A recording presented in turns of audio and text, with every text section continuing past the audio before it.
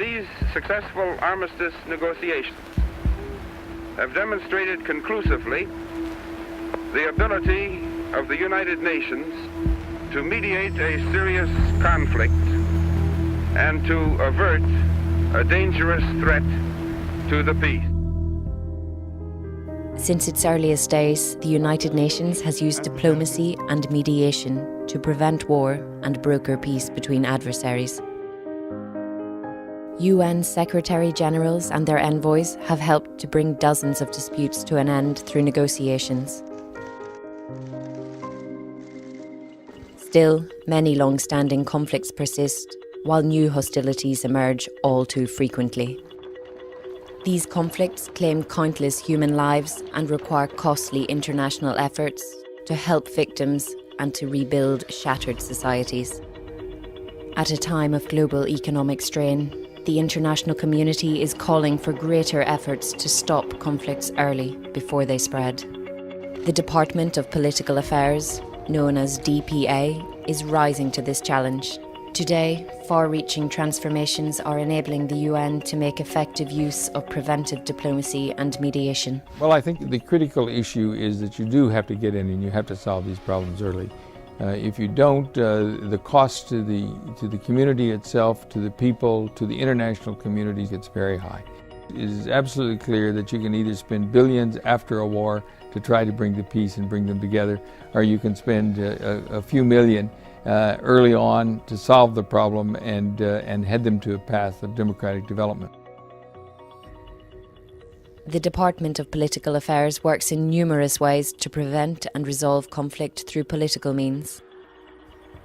It keeps a watchful eye on political developments across the globe and advises the UN Secretary-General on potential threats to peace.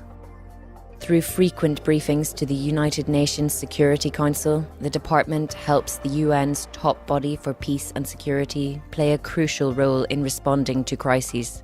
Political missions and envoys currently work under DPA's supervision on several continents, encouraging dialogue and supporting a peaceful resolution to tensions. Some 2,000 UN staff serve in field operations in the world's most troubled areas and help nations develop their own capacity to prevent conflict. There are many, many conflicts out there. We seem to be gaining more every day. So we have to be fast, we have to be efficient, and hopefully to be effective. A specialised mediation support unit has been established within DPA to enhance the skills of mediators and deploy experts quickly to peace talks. As a result, envoys are better able to help parties at the peace table to work through complex issues. Through an expanding presence in the field, the department is increasingly closer to the places where tensions may be brewing.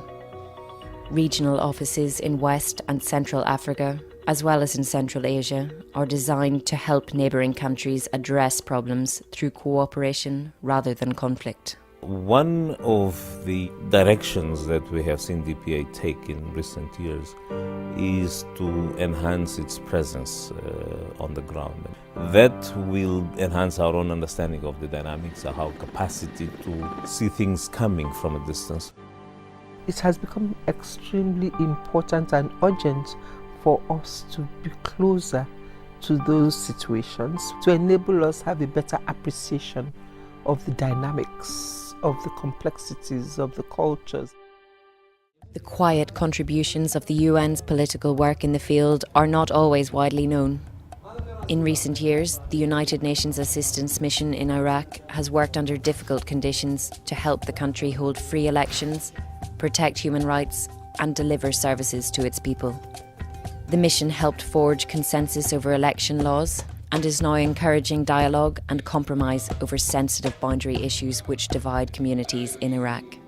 We'll try basically to bring representatives of all sides around one table and then to help them step by step to come to a kind of agreement that would be sustainable for the future.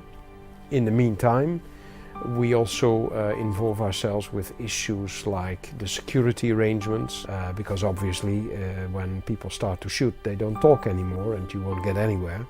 And for us, it's just the other way around. Don't shoot, talk, and try to make a deal for the future. It's good for social development, it's good for the world. Once host to the UN's largest peacekeeping operation, Sierra Leone has benefited from the work of a small political mission named UNIPSL. With less than 100 civilian staff, the mission helped to broker agreements between Sierra Leone's political parties, diffusing a crisis as political tensions brought fears of renewed conflict in 2009. There was a very clear message given to everybody that the international community has invested heavily into Sierra Leone and that we don't want them to go back to conflict and that there's a certain responsibility we all have. And I think that carried the day in the end. As a peace-building mission, UNIPSL also brings the UN's political, development and humanitarian aid under one common vision. Similar missions work to build peace and prevent relapse into conflict in Burundi, the Central African Republic and Guinea-Bissau. Elections are often a defining moment in a country's transition from war to peace. The Department of Political Affairs oversees the UN's assistance to democratic elections.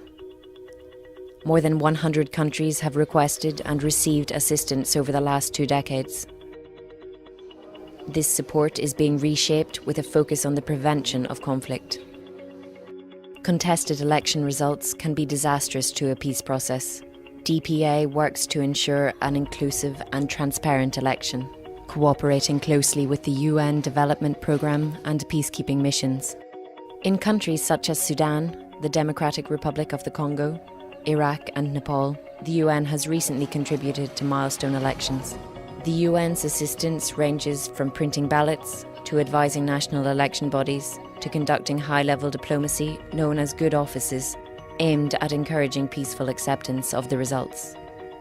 I think what DPA will continue to do is, as we've always done, provide the technical support to countries to run free, fair, and credible elections. But I think the new emphasis of DPA when it comes to elections will be to put our good offices, the UN's good offices, at the disposal of these countries to ensure that on the political level, elections will lead to peace and stability rather than conflict and war. The United Nations does not work alone as it tries to prevent and resolve conflict. Partnerships with regional and other organisations such as the African Union, the League of Arab States, and the European Union play an increasingly important role. These ties have proven invaluable in recent years as political crises flared in Kenya, Kyrgyzstan, and West Africa, and have been crucial in the UN's response to the recent political upheavals in the Middle East and North Africa. The African Union is a vital partner for peace and stability in Somalia. The regional organizations have a much more refined understanding of the context that we're trying to operate in. What are the issues? What are the dynamics? What is the culture? What are really the concerns, the fears, the aspirations of the parties involved in those kinds of conflicts? That is a knowledge that is very helpful to us. By its very nature, preventive diplomacy is discreet. Its accomplishments are gradual and often go unseen as envoys and mediators work behind the scenes. Yet their persistent efforts are decisive for peace. Investment in this area saves lives and reduces the suffering and destruction caused by conflict. It's always difficult to prove the value of prevention. But I think more and more a wider group of actors believe that prevention is much better than reaction. It's much cheaper and it's much more effective.